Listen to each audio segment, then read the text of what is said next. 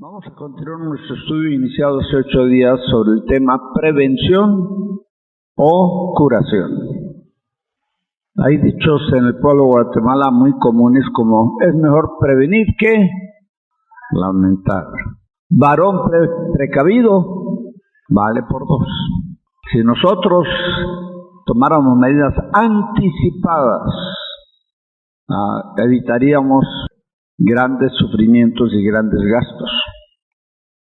Pero a veces nos distraemos y vivimos como en un mundo de irrealidad y no estamos preparados muchas veces, hermanos, para las cosas que van a ocurrir por ese mismo descuido de parte de nosotros. Una onza de prevención vale más que una libra de curación. Hace 8 días les hablé, hermanos, de la medicina preventiva. Aquí está el doctor Francisco Milián, es parte de la congregación, y si él sabe, y estoy seguro que está de acuerdo conmigo en decir que si uno tomara medidas acertadas para prevenir las enfermedades, comiendo bien, durmiendo bien, haciendo los ejercicios adecuados, etcétera, etcétera, pues podía uno evitar muchas de las enfermedades más comunes. Les dije que los doctores recomiendan un examen médico general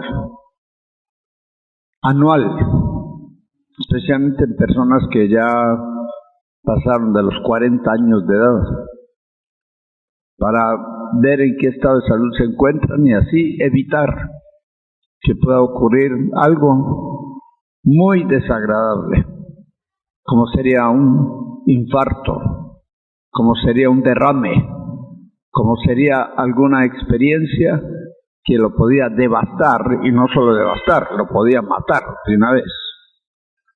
También hemos oído hablar de la mecánica preventiva. Hay algunos de nosotros que agarramos un carro y lo manejamos y nunca les prestamos los servicios adecuados. Cada carro trae su manual en el cual se recomienda, claro, tal vez un poquito exageradamente, pero se recomienda que se le den servicios al carro cada 3,000, cada 4,000 kilómetros. Pero hay algunos de ustedes que manejan 10,000 kilómetros y ni siquiera miden el aceite. No revisan a ver cómo están los niveles. ¿Y qué sucede? Se quiebra la caja, se funde el motor y el gasto es enorme. Si hubieran gastado unos cientos de quetzales hacerle una esmerada revisión al carro, se hubieran podido evitar muchos miles de quetzales en reparaciones costosas. Entonces, esto nos demuestra, hermanos, aunque son ilustraciones tomadas de la vida diaria, que si nosotros fuéramos precavidos como debemos de serlo, podríamos evitar primero el pecado y segundo una infiltración, una infección de espíritus malignos en nuestra vida y en nuestro hogar, que trae, resultados devastadores. ¿Cuál es la puerta de ingreso de los demonios a la vida del creyente? El pecado. Bueno, el pecado que uno oculta, el pecado que uno niega, lo que se llama el pecado inconfeso. Claro, y con decir esto no estoy justificando a nadie. Nosotros somos humanos, somos susceptibles al pecado, tenemos debilidades, tenemos defectos, tenemos un enemigo implacable, Satanás, que nos tienta. Él conoce nuestras áreas de debilidad. Pero si nosotros, hermanos amados, tomáramos medidas acertadas, evitaríamos pecados que después traen gravísimas consecuencias, porque se da derecho legal al diablo de invadir nuestros cuerpos, nuestros hogares, etcétera, etcétera, etcétera. Ustedes tienen que despertar a la realidad, hermanos, de que el pecado es destructivo. La paga del pecado es muerte. Claro, esa es la última consecuencia. Muerte física y también muerte es eterna. Pero si ustedes, o nosotros, porque me incluyo, soy tan humano como ustedes, evitáramos el pecado, evitaríamos graves situaciones que nos pueden llevar a la ruina, a la muerte, a la destrucción. El pecado es un enemigo. Por ejemplo, si usted tiene una debilidad por el sexo, ¿cree que debe acercarse a un prostíbulo? Si usted tiene una debilidad por el guaro, ¿cree que debe acercarse a una cantina? ¿Qué debería hacer la persona? Conocerse a sí misma y conocer las áreas de debilidad y evitar aún acercarse a los lugares donde pudieran ellos caer. Por ejemplo, hay personas que son débiles en cuanto a los juegos de azar. Les gusta ir a los casinos.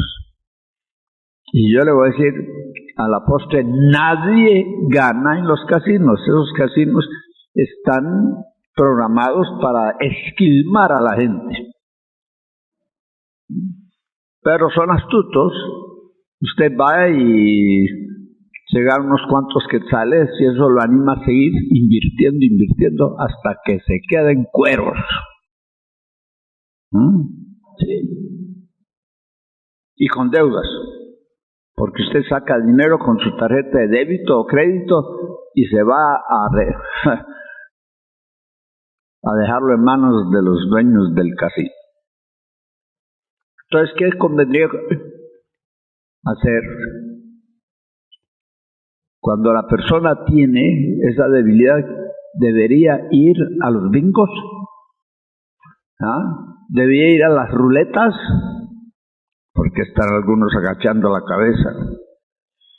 No me miran en los ojos, porque ya les ha ocurrido, ¿no?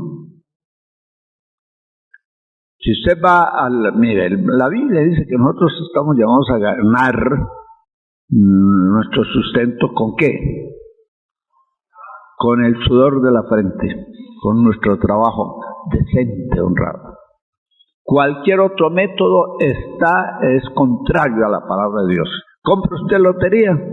Contrario a la palabra de Dios. Ahí se están mirando unos a otros. Esa risita loca es de pura culpabilidad. Calcule cuánto ha perdido usted en comprar rifas y loterías y cuánto ha ganado. Lo que ha ganado es mínimo, ni el 10% de lo que ha gastado. Entonces, nosotros, para no pecar y por lo tanto abrir brecha o puerta a través de la cual se infiltran los demonios en nuestras vidas y hogares y negocios, necesitamos ¿qué? Es mejor prevenir que lamentar. Amén. Ahora, descubrimos hace 8 días que para prevenir el pecado tenemos que vivir y andar ¿en qué? En el temor de Dios. El temor a Dios no es miedo, aunque la palabra en griego para temor es fobia, de donde viene, digo phobos, de donde viene la palabra fobia, que significa miedo, temor, pánico, espanto, terror. Depende del grado en que el temor se ha apoderado de la persona. La traducción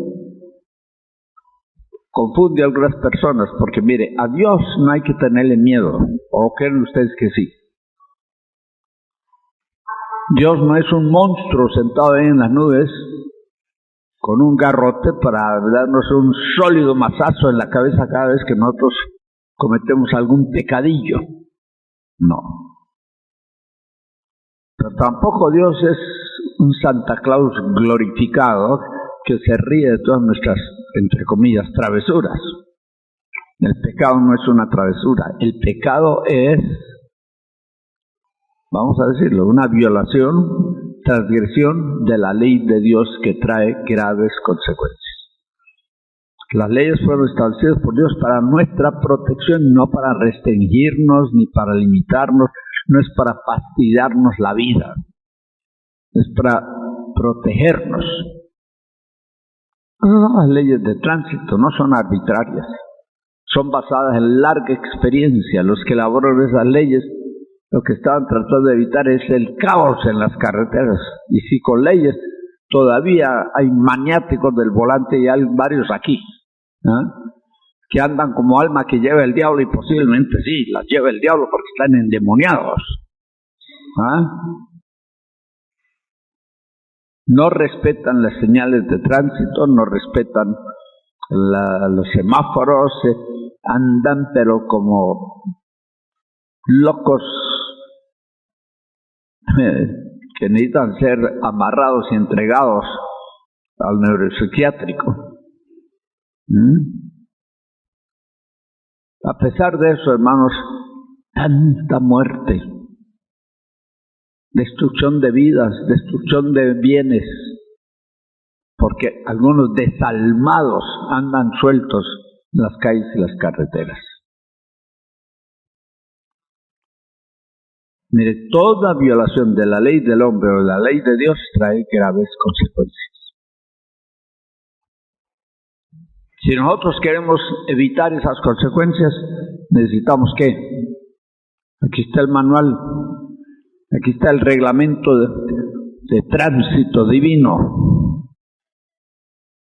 Hay que estudiar y hay que grabar en nuestras mentes y corazones las leyes que Dios ha establecido para nuestro bien y no para nuestro mal.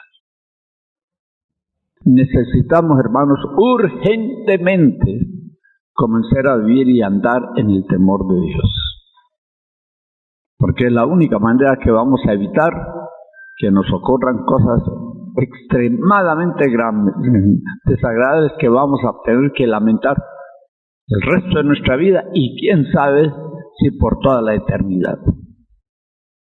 Así es. Ya hemos estudiado algunas partes de estas hojas. Ya definimos el temor de Dios. ¿Qué es el temor de Dios? Vimos que básicamente dos cosas. La primera, ahí la encontramos, definición del temor de Dios. ¿Qué es el temor de Dios? Primero es aborrecer lo malo. ¿Cuántos recuerdan los versículos que leímos esa noche? Aquí los tengo escritos para no tener que buscarlos en la Biblia. Dice que el temor de Jehová, Proverbios 6, del 16 al 19, leamos primero Proverbios 8:13. El temor de Jehová es ¿qué? Aborrecer el mal. Y aquí mencionan varias cosas que Dios aborrece y que nosotros tenemos que aborrecer. La soberbia. A ver, ¿dónde están los soberbios? Levante la mano los soberbios. Allá hay una hermana honrada, decente, que levantó la mano. ¿Y usted? La soberbia y la arrogancia, imagínense. El mal camino y la boca perversa. ¿Usted es mal hablado? ¿Le gustan las tapas? Las palabrotas, palabras soeces, palabras vulgares. Claro, no las usa aquí en la iglesia, pero allá donde vive y trabaja, ay, papaito, usted se suelta y dice unas palabrotas. Estuve hablando con el apóstol Basilio, estamos hablando de ciertas expresiones que son comunes que nosotros cristianos deberíamos de evitar también. ¿De dónde viene esa palabra? ¿No lo han pensado? ¿Ah? Viene de P-U-T-A. Yo no digo la palabra, pero usted ya la pensó. Se refiere a una ramera, a una prostituta. Otra palabra que usa mucho, miércoles. ¿De dónde viene esa? De M-I-E-R-D-O o D-A. Hay palabras que usamos sin pensar en lo que estamos diciendo. Son vulgarismos que como cristianos deberíamos ¿qué? Yo le voy a decir, hermanos, yo no he sido perfecto, ni usted tampoco. Pero desde niño y desde adolescente yo no he usado ese lenguaje. Nunca me agradó ni decir ni oír esas palabras. Y sin embargo, hay cristianos que las usan con mucha frecuencia como si nada. Eso hace daño. Afecta su vida, afecta su reputación. Si usted es un cristiano, debe modificar su forma de hablar. Aquí dice, habla de la lengua, ¿qué? Perversa. ¿Le gusta la mentira? ¿Le gusta la calumnia? ¿Le gusta el chisme? Dios aborrece estas cosas y Él quiere que usted también las aborrezca. Leamos ahora el capítulo, el mismo libro de Proverbios, capítulo 6, 16 al 19. 6 cosas aborrece Jehová, y aun 7 abomina su alma. ¿Y cuáles son? Los ojos altivos, la lengua mentirosa, las manos derramadoras de sangre inocente, el corazón que maquina pensamientos inicuos, los pies presurosos para correr al mal, y oigan el testigo falso que habla mentiras, y el que siembra discordia entre hermanos. Las 5 primeras cosas son actitudes o acciones, pero las 2 últimas que menciona aquí son las personas que incurren en esas actitudes o acciones. ¿Cuáles son las 2 últimas? El testigo falso. Esta es la persona que habla ¿qué? Mentiras. ¿Y la otra? La persona que enciende rencillas ¿entre quiénes? Entre los hermanos, en el seno de la familia o de la iglesia.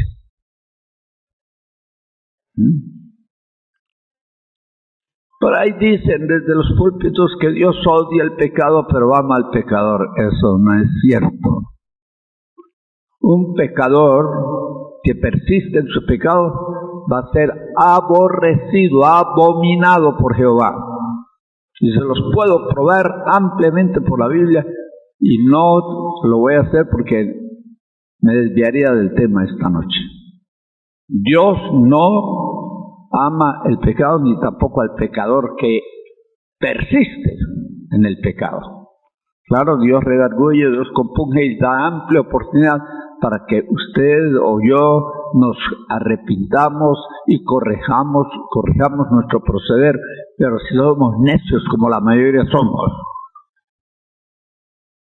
vamos a seguir pecando con la idea de que Dios es un alcahuete.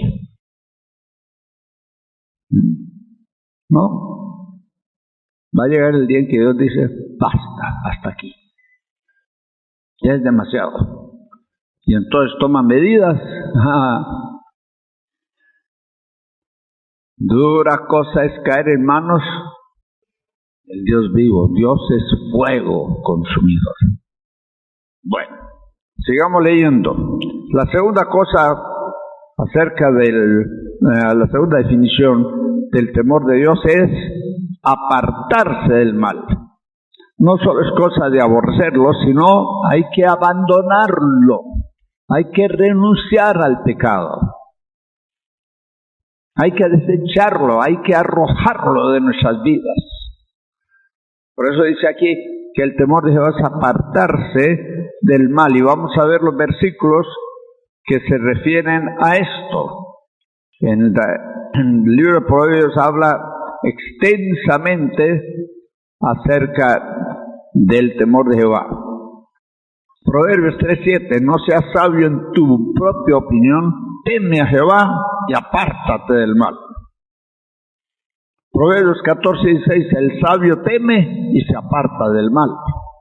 Proverbios 16:6, con misericordia y verdad se corrige el pecado y con el temor de Jehová los hombres se apartan del mal. Proverbios 28:13, el que encubre sus pecados no prosperará, mas el que los confiesa y se aparta alcanzará misericordia.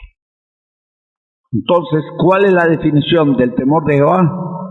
No es miedo, es un temor reverencial, es un profundo respeto que uno tiene que desarrollar a Dios.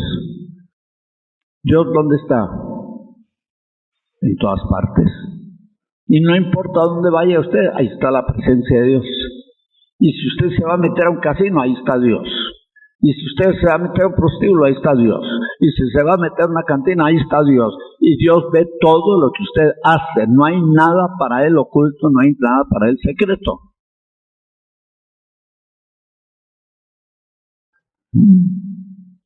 Él se da cuenta. Y aunque es extremadamente misericordia, su misericordia es del siglo y hasta el siglo.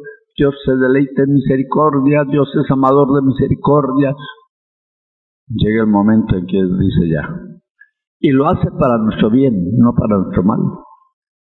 No porque, como dice algo natural, no porque nos odia. O sea, no porque nos odia, sino porque nos ama.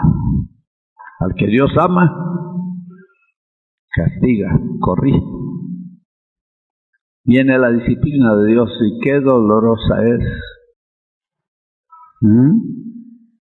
¿Cuántos han aprendido por experiencia que la disciplina de Dios es cuando usted, su papá, su mamá, daba el cincho y le daban unos cuantos cinchazos, usted se reía, decía más, ¡ay, qué rico!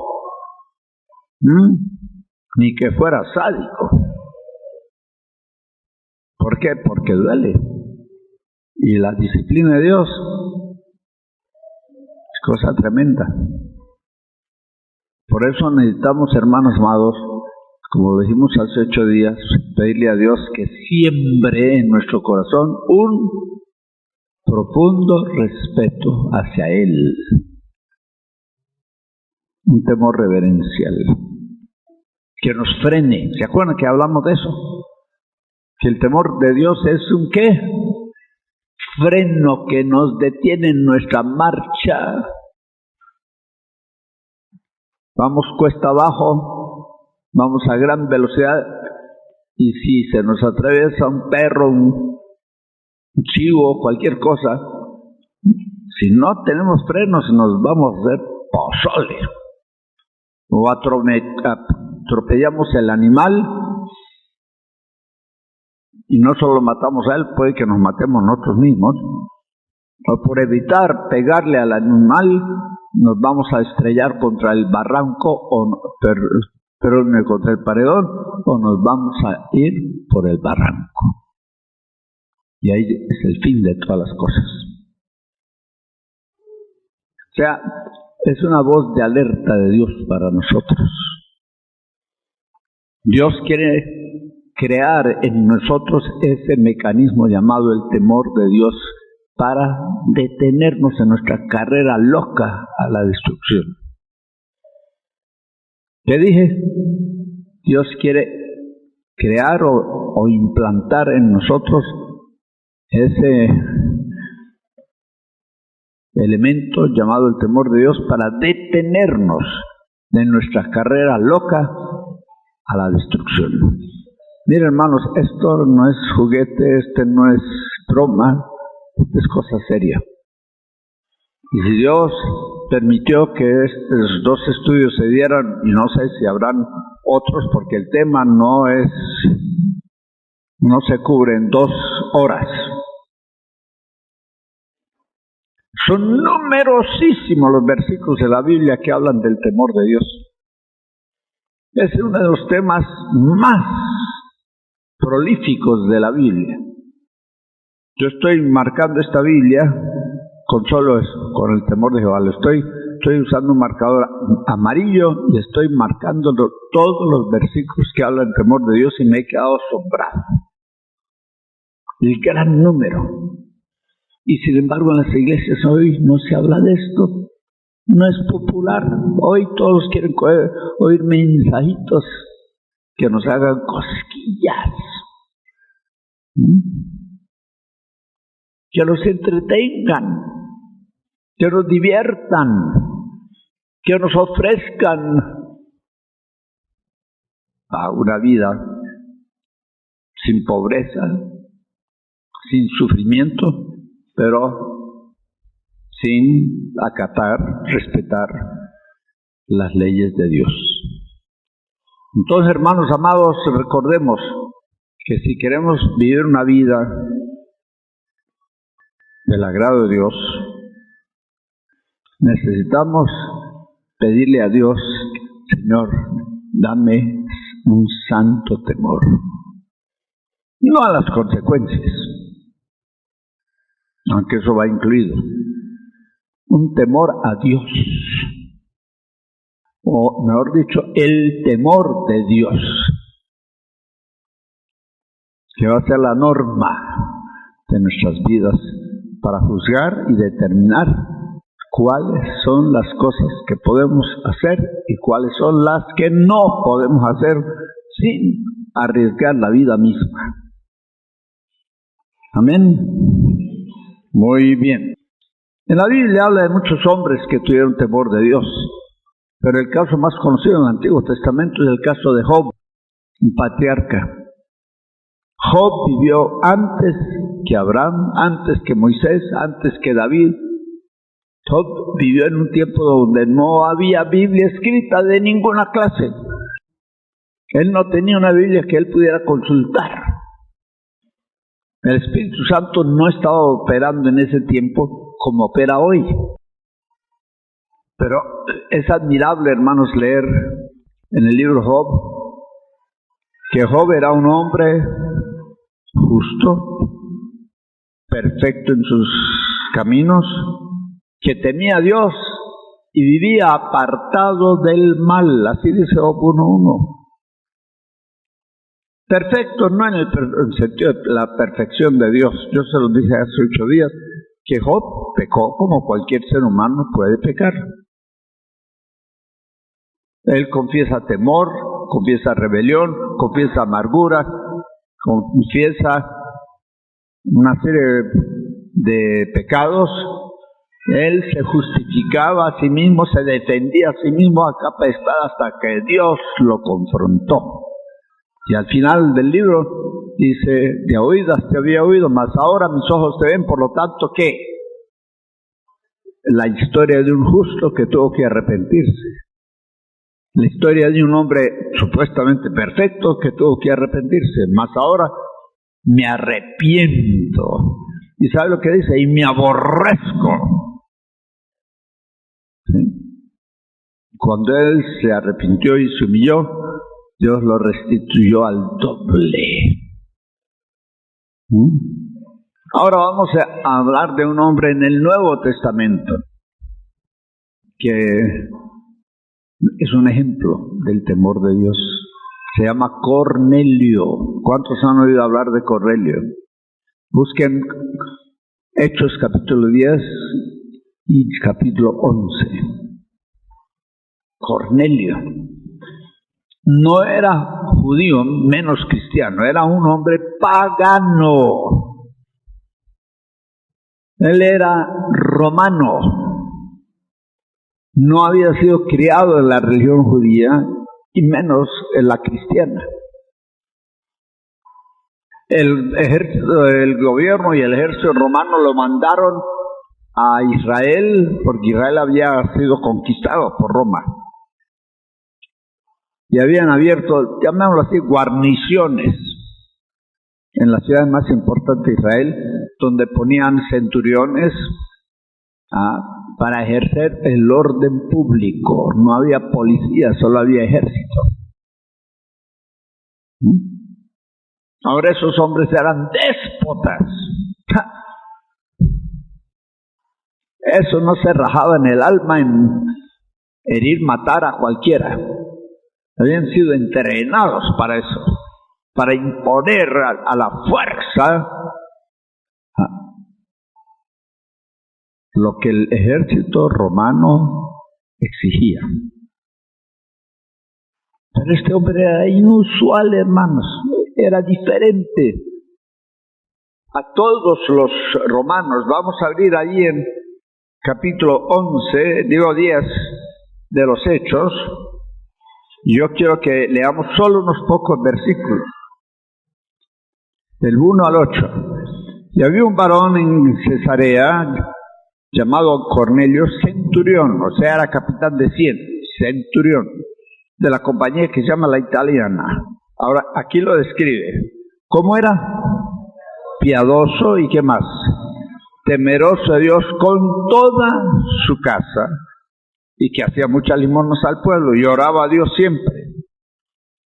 Este vio en visión manifiestamente, como a la hora del horno del día, que un ángel de Jehová entraba a él, y le decía, Cornelio. Y él, puesto en él los ojos, espantado, dijo, ¿qué es, Señor? Dijo, de tus oraciones y tus limosnas han subido en memoria a la presencia de Dios. Envía pues ahora hombres a Jope, y haz venir a un Simón que tienen por sobrenombre Pedro. Este posa en casa de un Simón curtidor que tiene su casa junto a la mar. Él te dirá lo que te conviene hacer. E ido el ángel que hablaba con Cornelio, llamó 2 de sus criados y un devoto soldado de los que le existían, los cuales después de haberle contado todo, los envió a Jope. Ahora noten bien, este hombre no era judío, menos cristiano, pero tenía algunas admirables cualidades. Dice que era piadoso.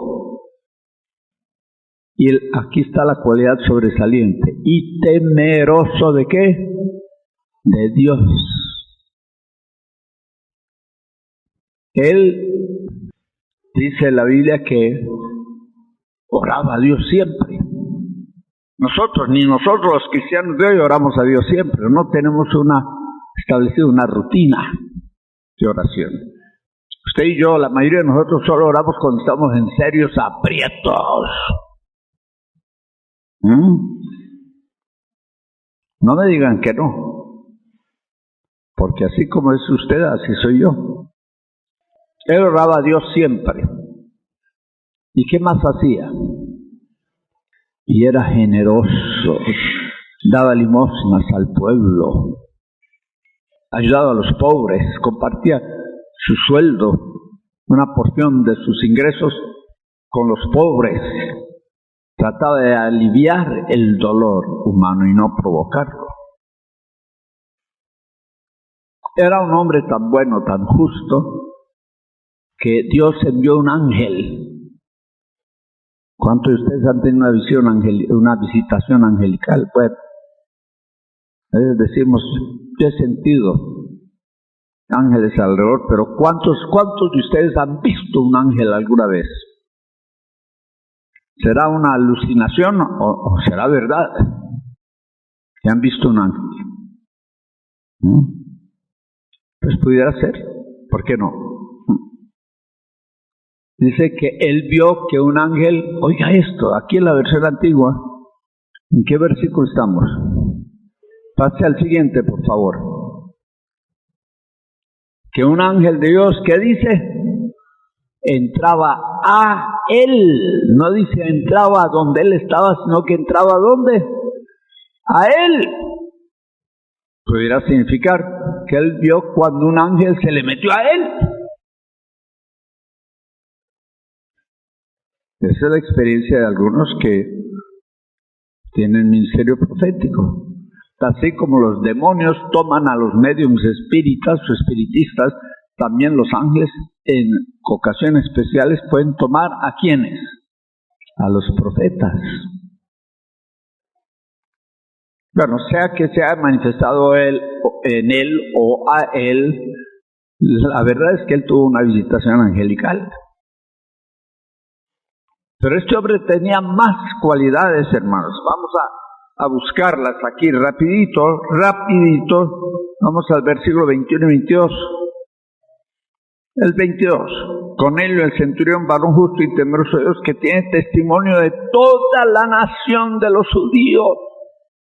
¡Qué reputación de este hombre! Toda la nación de los judíos daban buen testimonio de este hombre. Y así serán los que viven alrededor de usted y trabajan alrededor de usted. ¿Qué dirán? ¡Ay, esa vieja maldita, esa hipócrita, pretende de ser cristiana, pero si vieras, vieja, ay, enojada, pleitista, mal hablada! ¿Será eso lo que dice? Aquí dice que tenía testimonio de toda la nación de los judíos. Eso es admirable. Sigamos buscando 30, 35.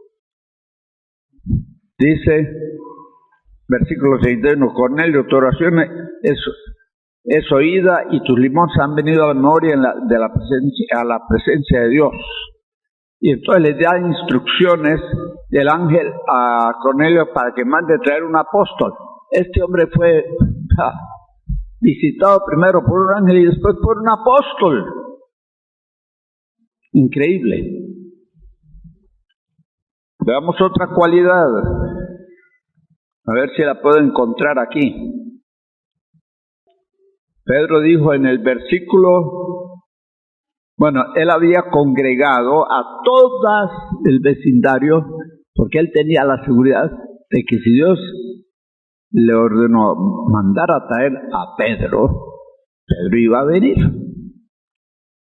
Y la casa estaba repleta de gente esperando a la llegada del apóstol. Ahí se ve la influencia de este hombre sobre su vecindario. ¿Qué más encontramos? Versículo 35. Sino que cualquiera nación, que de cualquier nación que le teme y obra justicia, Dios sé qué. ¿De quién se agrada a Dios? ¿Por qué creen ustedes que Dios dijo de Jesús, este es mi Hijo amado en el cual me he complacido, me ha agradado? ¿Por qué? Porque Jesús desde niño vivió, anduvo en el temor de Jehová. Y yo quiero preguntarle, ¿usted gozará del agrado de Dios? ¿Estará Dios contento? ¿Estará Dios complacido con usted, con la forma en que usted vive? Es bueno que nos preguntemos estas cosas. Hay algo más que vemos aquí, hermanos. En el versículo... permítame. En el versículo 30 dice, entonces Cornelio dijo, 4 días que a esta hora yo estaba ayuno. ¿Qué hacía este hombre? Ayunaba, reforzaba su oración con el ayuno. Llevaban varias cualidades, era piadoso, era justo, era temeroso de Dios, un hombre devoto a Dios porque oraba y reforzaba su ayuno con oración, un hombre generoso porque daba limosna al pueblo, a la gente necesitada, un hombre de excelente testimonio en el pueblo. Pero una cosa vamos a descubrir, hermanos amados. ¿Cuántos creen que este hubiera sido un buen cristiano evangélico? Pero no lo era. No era judío, no era cristiano. Mira lo que dice el capítulo 11. El ángel le dijo a Pedro en el versículo 13, el cual nos contó cómo había visto un ángel en su casa que se paró y le dijo, envía a Jope y haz venir un Simón que tiene por sobrenombre Pedro, el cual te hablará palabras, y oigan esto, por las cuales serás ¿qué? salvo. ¿Qué dice? Repitan, por medio de los cuales serás salvo. Lo que quiere decir que todavía no era salvo. Con todas esas virtudes que él tenía, no era salvo. Y usted que dice ser, que pretende ser salvo, ¿tiene estas cualidades? Por lo menos estas. ¿Es temeroso de Dios? La Biblia dice que él era temeroso de Dios con toda su casa. La familia entera estaba impregnada del mismo espíritu que tenía Cornelio. Todos los que vivían bajo el techo de su casa temían a Dios igualmente que Cornelio. ¿Y qué me dice usted de sus hijos y de sus nietos?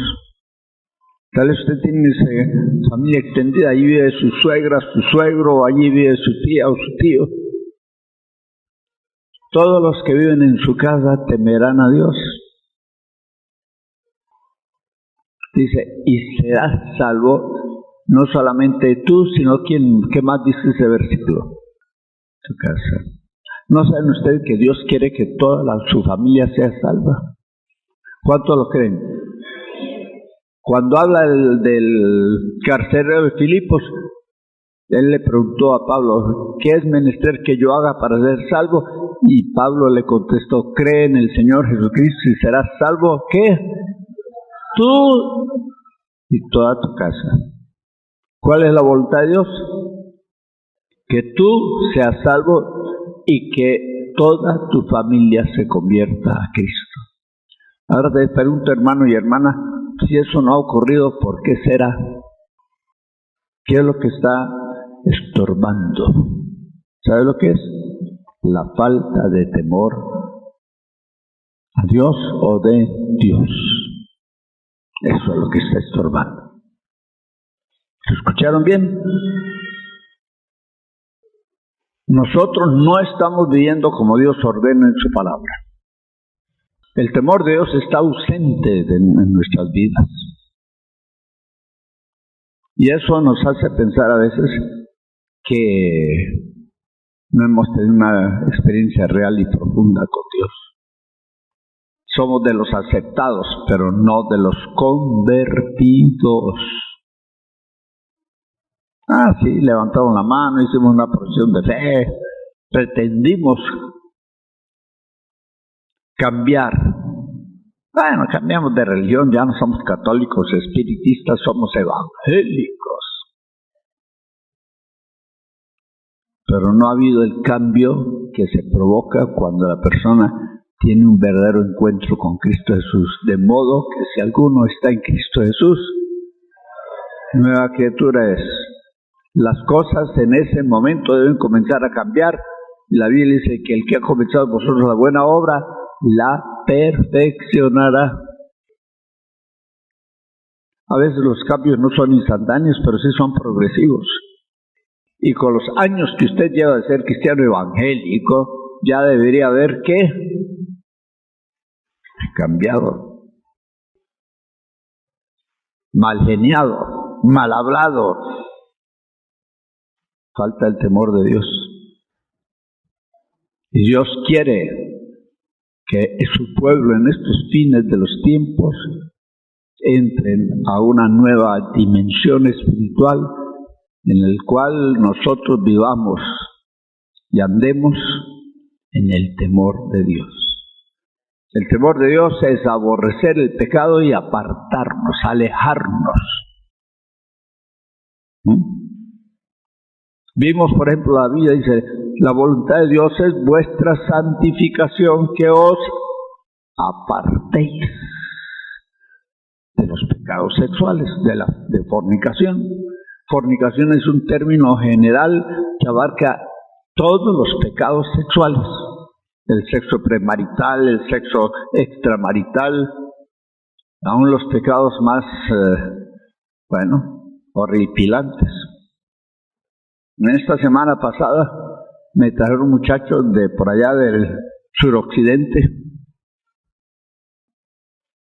Él dice que se convirtió a Cristo a cierta edad, pero cayó en el alcoholismo, cayó en la drogadicción. Y él, aunque casado, me confesó que ha tenido sexo con animales. Eso es zoofilia. Que ha tenido sexo con personas de su propio sexo. Eso es sodomía. Todo esto está incluido en ese término fornicación. Ahora, si él cometió esos excesos, esos abusos, cayó en esa clase de pecados degradantes, es porque en su corazón no había ¿qué? Temor de o temor a Dios. No había freno. Se desbocó. Por ejemplo, hay que decir la verdad, y aunque nos duele y nos pese.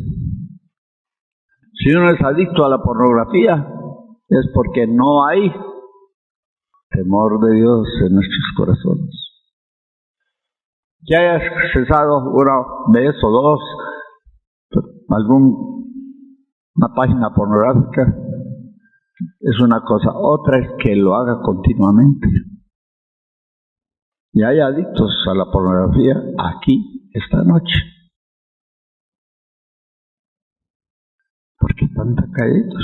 ¿Será que todos son adictos a la pornografía?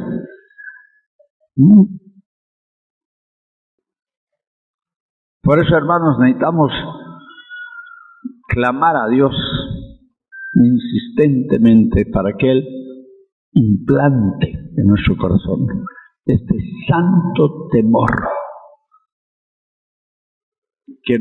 que provoque en nuestras vidas un cambio radical de estilo de vida.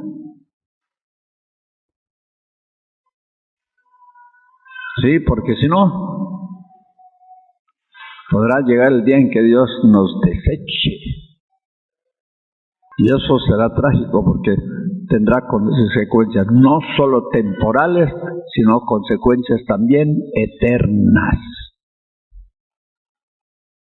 Bueno, vamos a ver algunos beneficios del temor de Dios que están en las hojas que usted tiene en las manos, porque no podemos quedarnos muy tarde esta noche.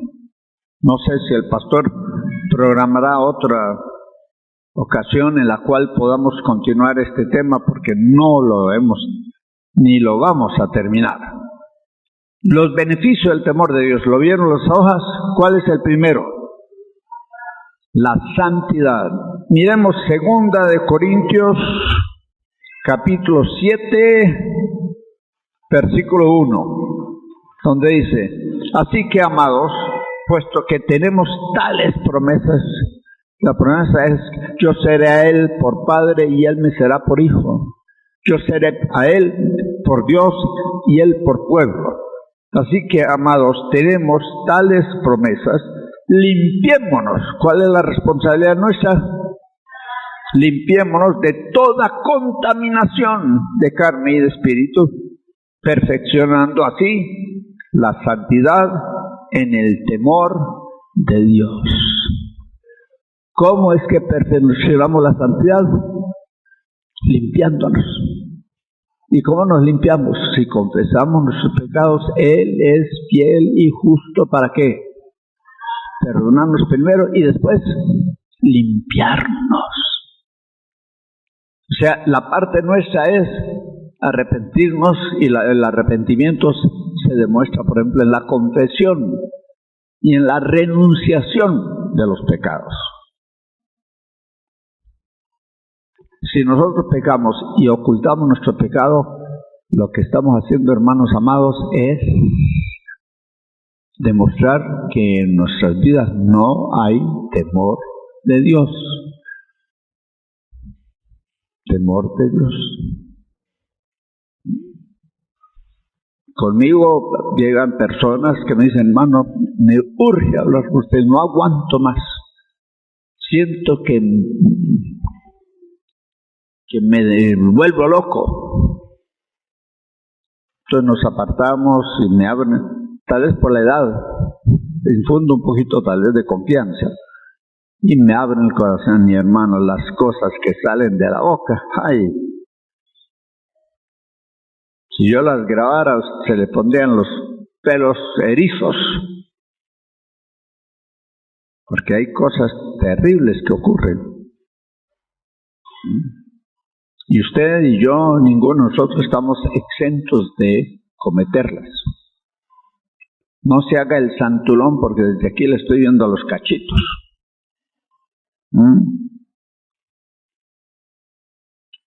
La santidad es producto ¿de qué?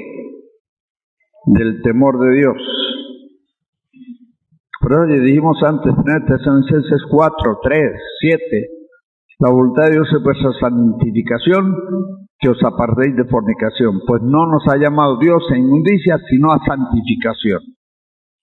1 Tesalonicenses 5, 22 y 23, ese sí lo vamos a leer. Absteneos o apartaos de toda apariencia o especie de mala. ¿Dónde está ese? ¿Qué pasó con nuestro técnico? 1 Tesalonicenses 5, ¿qué dice? Apartados de toda ¿qué? Especie. Esa es, en una otra versión dice, hay que apartarse no solo del pecado, sino de la apariencia de pecado. Hay otros que dicen que no debemos apartarnos de toda índole o clase de pecado. Dice, absteneos de toda especie de mal, y entonces va a venir el cumplimiento de las promesas de Dios en el versículo 23. ¿Qué dice el versículo 23? Y el Dios de paz os santifique todo. Si nosotros hacemos nuestra parte de apartarnos, entonces Dios ¿qué va a hacer? Su parte, que es la de santificarnos. Entonces, ¿qué trae el temor de Dios? Santidad.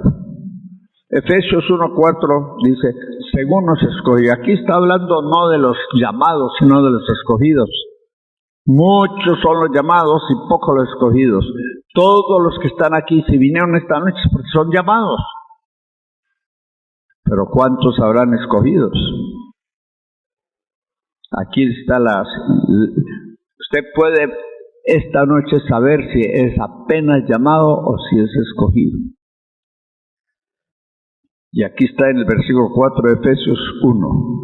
Según nos escogió en Él, en Cristo, antes de la fundación del mundo, ¿para qué? Que seamos santos y ¿qué más? Sin mancha delante de Él, ¿cómo? En amor.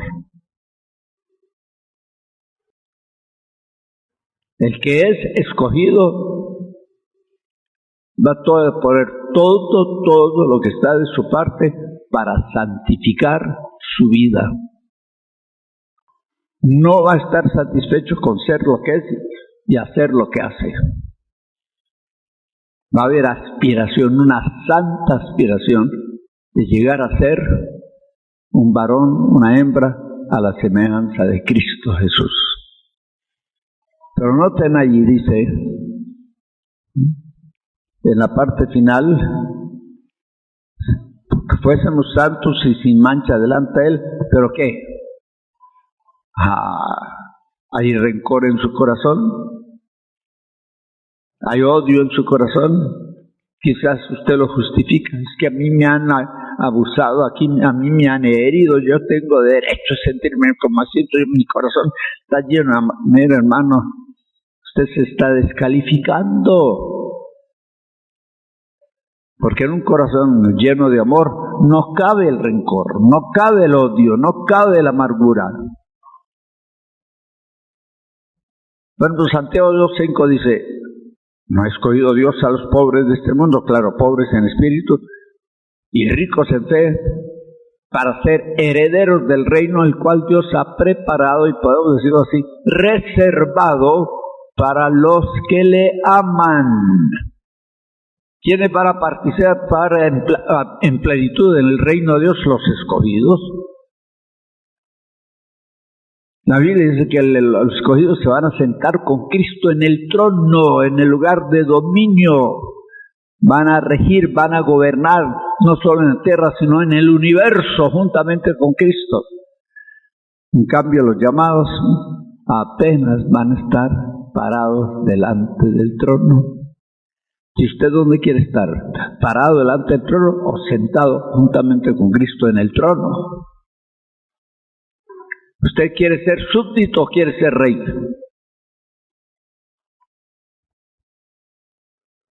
¿Ah? ¿Cuál es el requisito para que usted opte a participar en plenitud en el reino de Dios, no solo en esta vida, sino en la vida venidera? ¿Cuál es? Para que seamos santos. La Biblia dice, seguid la paz con todos y la santidad, sin la cual nadie. ¿Quiere usted ver a Dios alto y sublime, sentado en su trono? ¿Quiere usted ser trasladado a su presencia, ya sea al morir o al participar en el arrebatamiento de la iglesia? ¿Cuál es el requisito? Este mensaje no se predica en las iglesias. ¿En qué iglesia hablan de santidad hoy? Y no hablan de la santidad por no ofender a la gente. Es que necesitamos que vengan todos, no importa lo que sean ni lo que hagan, porque necesitamos de la ayuda de la gente. Los presupuestos son elevadísimos.